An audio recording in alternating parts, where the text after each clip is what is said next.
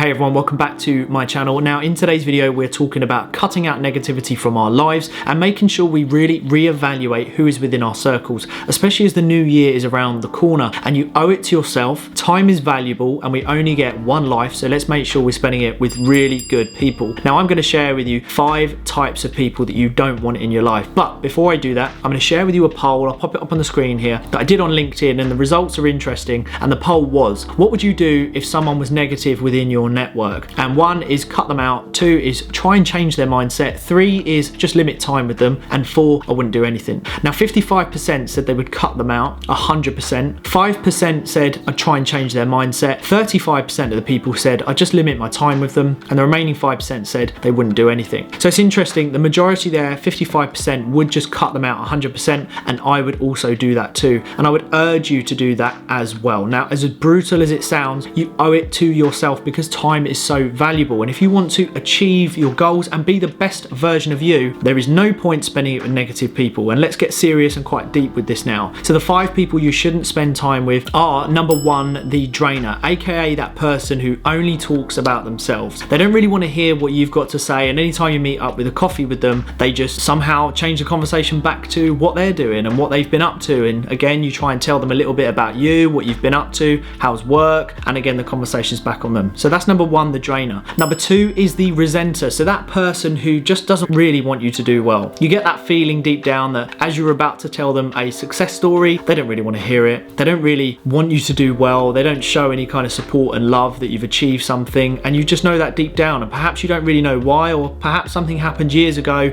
and you do know why, but you still stay friends with them. If so, I would suggest cutting them out. Number 3 is the negative one, aka every day is doomsday. They could win the Euro Millions and they're still negative, they're still unhappy, nothing will ever satisfy them. And you can almost, I tell you this, you can almost hear someone when they're really negative just to their core, because they have that kind of drone in their voice, if you know what I mean. And perhaps that relates to you. If you know someone who's just constantly moaning and negative, they kind of have a real drone in their voice. If so, get rid, and then you don't have to listen to that kind of dead tone in their voice. Number 4, the gossip. Now we all have a gossip within our circle, and if you do, just quickly cut the ties, because look, if they gossip about other people to you, I can guarantee you they're gossiping about you behind your back as well. There's no need for it, I don't want to listen to it, you can get out the circle. Number 5, and that is family members. This is probably the most sensitive one. It can be quite upsetting for some people to distance yourself from a family member, because you would think, well, a family member only wants you to do well, right? Blood is thicker than water, surely they're going to stand by you. Well, that's not always the case with family, and in my eyes, you know, yes, you can be family with someone and you can share the same blood, but if they're not willing to get behind you and support you, what kind of family member is that? And of course you need to offer them the same support as they would you, but if they're not doing that, then perhaps you do need to cut that tie. Yes, I understand it's really sensitive, and perhaps you do the last ditch attempt where you sit down with them and say, look, I want you behind me, I want you to support me, but you're not, and I can't keep moving forward with you being like this. I will have to cut you off. As much as I want you within my circle and close to me, if you can't change, then you can't be with me. You know, yes, it's a difficult conversation, but one you owe to yourself, because time is valuable and you deserve to achieve everything you want to, and someone shouldn't hold you back, whether they're family, friend, or whoever.